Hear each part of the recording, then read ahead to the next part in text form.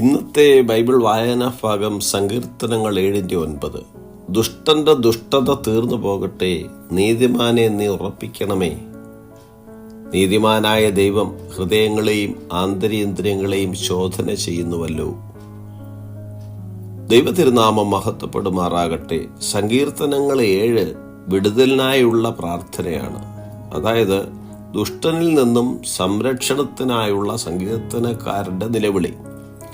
നീതിമാനായ ദൈവം ഹൃദയങ്ങളെയും ആന്തരികേന്ദ്രിയങ്ങളെയും ശോധന ചെയ്യുന്നു എന്നുള്ളത് ഒരേ സമയം നമ്മെ ഭയപ്പെടുത്തുകയും ആശ്വസിപ്പിക്കുകയും ചെയ്യുന്ന വചനമാണ്.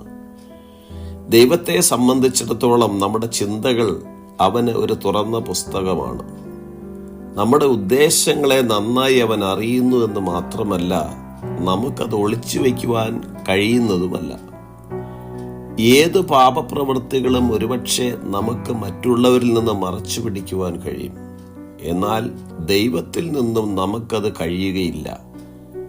നമുക്ക് ആശ്വാസം നൽകുന്നത് നമ്മെ നന്നായി അറിയുന്ന ദൈവത്തിന് നമ്മുടെ ബലഹീനതകൾ അവനോട് ഏറ്റുപറഞ്ഞ് നിരപ്പ് പ്രാപിക്കുവാൻ കഴിയുമെന്നുള്ളതാണ്.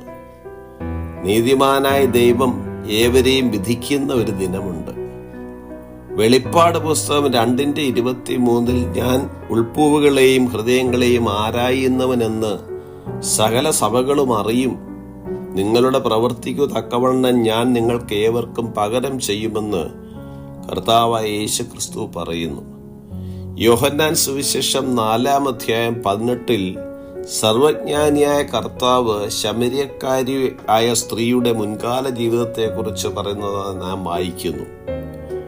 ഞങ്ങളെ സുവിശേഷം ഭരമേൽപ്പിക്കേണ്ടതിന് ഞങ്ങൾ ദൈവത്തിന് കൊള്ളാവുന്നവരായി തെളിഞ്ഞതുപോലെ ഞങ്ങൾ മനുഷ്യരെ അല്ല, ഞങ്ങളുടെ ഹൃദയത്തെ ശോധന ചെയ്യുന്ന ദൈവത്തെ അത്രേ പ്രസാദിപ്പിച്ചുകൊണ്ട് സംസാരിക്കുന്നത് എന്ന് അപ്പോസ്തലനായ പൗലോസ് തെസ്സലോനിക്ക ലേഖനത്തിൽ പ്രസ്താവിക്കുന്നു.